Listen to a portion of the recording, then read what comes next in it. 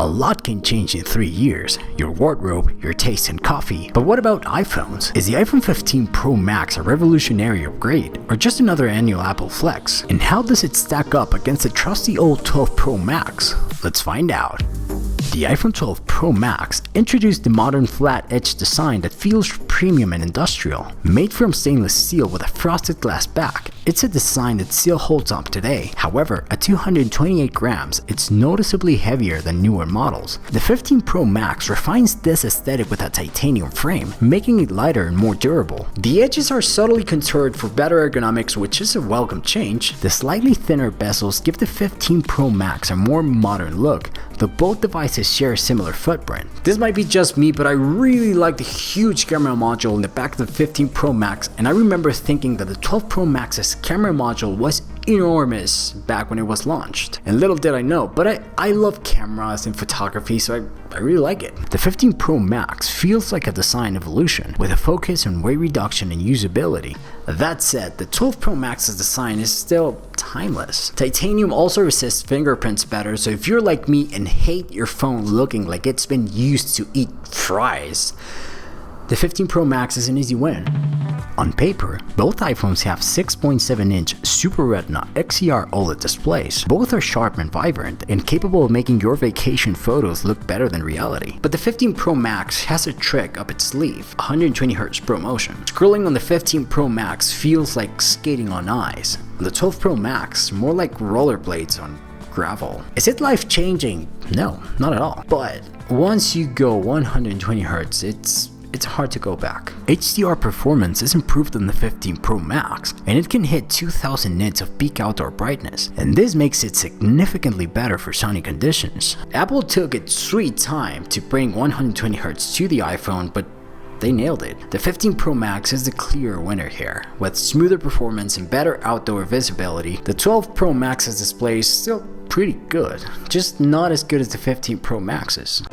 Powered by the A14 Bionic chip, the 12 Pro Max still holds its own in most tasks. It's capable of running the latest iOS smoothly and can handle demanding apps and games. However, it does start to show its age in heavy tasks like 4K video editing and heavy multitasking. It still performs really well, but comparing it to 15 Pro Max, the difference is noticeable. The A17 Pro chip in the 15 Pro Max is a leap forward, built in a 3nm process for improved efficiency and power. It introduces hardware ray tracing for gaming and delivers console quality performance in select titles. If you're a power user or a mobile gamer, the difference is night and day. In real life, the A14 of the 12 Pro Max is still fast. Email, YouTube, or casual gaming, no sweat. But throw in AAA mobile games or 4K video editing, and the A17 Pro feels like it's from the future, while the A14 may struggle to keep up. The 15 Pro Max is leagues ahead in raw performance, and it's just better, especially for future proofing.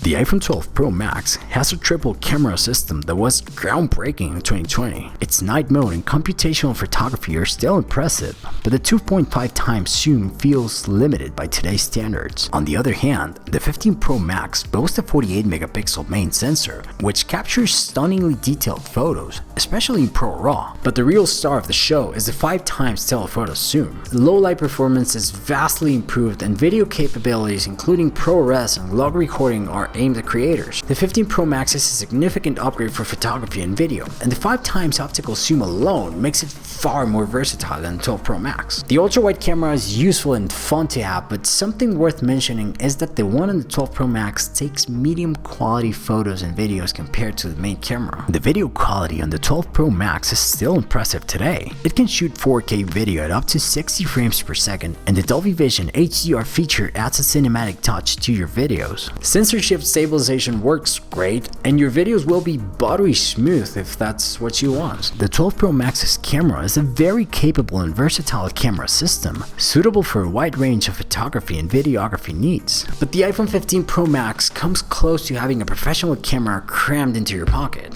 and this is a big leap forward. Nighttime photos are where this camera flexes the hardest. The 15 Pro Max's larger sensor was basically designed to grab as much light as it can, even if you're shooting in what feels like total darkness. So your pictures will come out looking sharp and vivid without that muddy, grainy look that can ruin a shot. And the 15 Pro Max's camera isn't just a camera, it's like a Swiss Army knife for your photography. From zooming in on the far off to capturing the barely there light at dusk, this phone is ready for it. So this is a very comfortable win for the 15 Pro Max.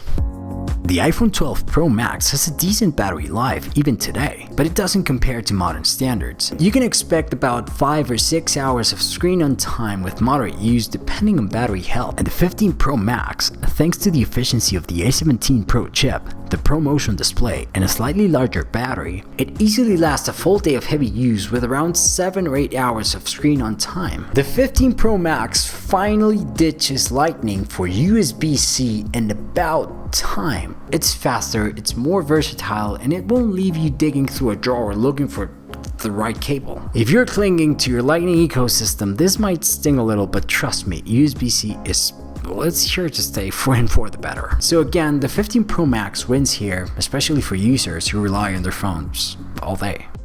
If you're looking for cutting-edge technology, the iPhone 15 Pro Max is obviously the superior device. Its display, performance, camera, and battery life make it one of the best smartphones in the world. However, the iPhone 12 Pro Max is still a solid choice if you don't need the latest features. It handles everyday tasks well and has a classic design that doesn't feel outdated at all. I mean, it's still my daily driver and I haven't really felt the need to upgrade.